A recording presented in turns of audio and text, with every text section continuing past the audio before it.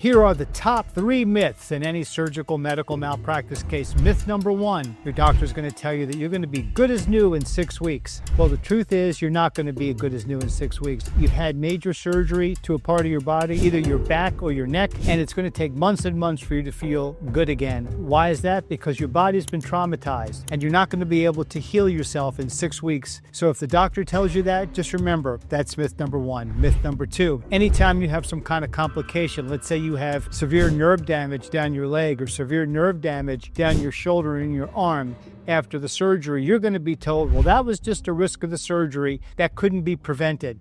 That's myth number 2. Of course, there are risks of surgery that are not preventable, but there can be instances of medical malpractice where a doctor hits a nerve and they shouldn't have done that.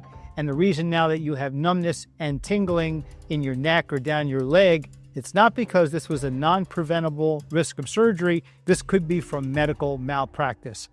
Myth number 3, anytime you have some kind of complication, you're going to hear, well, you have a lot of scar tissue in there. Yes, there are patients who've had many surgeries and they develop scar tissue, and scar tissue can make an operation much more difficult because that's very hard to get through and there's a lot of cutting involved. However, doctors often use this as an excuse to make the patient think that somehow it wasn't the doctor's fault, that it was the scar tissue that caused the injury. It happened, not the doctor's negligence. So that's myth number 3. So now that you know these 3 myths, anytime you're confronted with them, you'll know the truth.